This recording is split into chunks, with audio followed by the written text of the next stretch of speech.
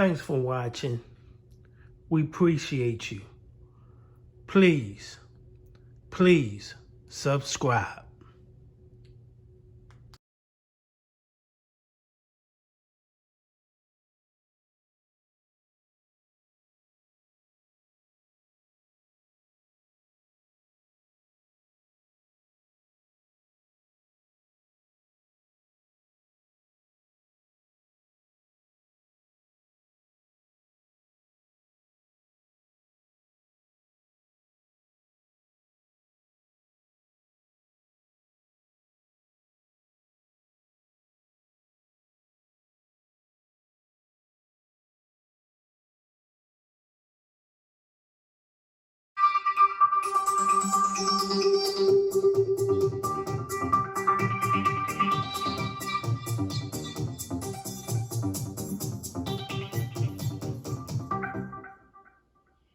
Allegations that an in-prison gang sold drugs, cell phones, even luxury clothing inside of a Georgia prison. The indictment also spells out how the gang tried to have a guard killed, but sent the hitman to the wrong address. It involves inmates at Smith State Prison in Glenville in Tattnall County. And Channel 2 investigative reporter Mark Winnie got the indictment today. Mark with us live at GBI headquarters in DeKalb County. You know, the indictment describes a contraband crisis. It says the Georgia Department of Corrections has a criminal investigative division that aggressively works to identify and criminally charge corrupt staff. But it says because many inmates currently smuggling contraband encourage their co-conspirators on the outside of the prison system to apply for GDC jobs, CID is in a cycle of whack-a-mole investigations of GDC staff. Now the GBI is on the case. I've known Mr. Bobby for many years. He had served in the Korean War, and he was just an outstanding member of our community. He was involved in his church. He was involved in the local history of Glenville and Tattnall County.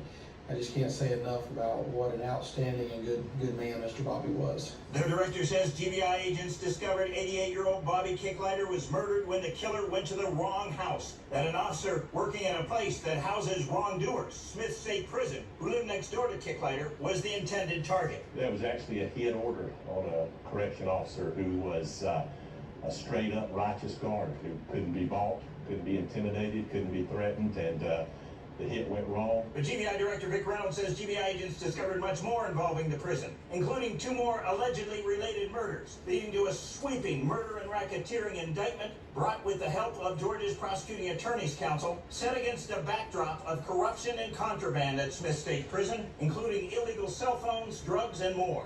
Cell phones, drugs, clothing, money, virtually anything you wanted you could get. The April 25th indictment accuses Nathan Weeks, Christopher Reginald Sumlin Jr., Keisha Janae Jones, and Ariel Deshae Murphy of malice murder in Kicklighter's death. And Weeks, Sumlin, and Ms. Jones are charged with conspiracy to violate the Racketeer Influence and Corrupt Organizations Act. The indictment suggests to facilitate the flow of contraband inside the prison. Inmates offer guards financial incentives, and many times corrupt guards are paid in cash. But when financial incentives don't work, inmates and co-conspirators use violence and threats. It says Weeks was committed to the Georgia Department of Corrections for a series of armed robberies in DeKalb County, and at Smith he began to organize the smuggling of large amounts of contraband. Ms. Jones is described as a girlfriend of Weeks and his treasurer and facilitator outside the prison. The indictment indicates someone was committed to GDC for burglary and gun charges in connection with crimes in Coweta County, housed for a time at Smith, but out at the time of the crimes alleged in the indictment. It alleges last year Weeks and Jones sent someone to murder a corrections officer, and they shot and killed Bobby Kicklighter. The indictment suggests one act of racketeering involving Weeks and Sumlin was malice murder in connection with the death of Jerry Lee Davis, and that Weeks, Jones, and others committed malice murder in connection with the death of Jessica Gerling. The indictment says Ms. Gerling was employed at Smith as a corrections officer until GDC terminated her for bringing in contraband at the direction of Weeks.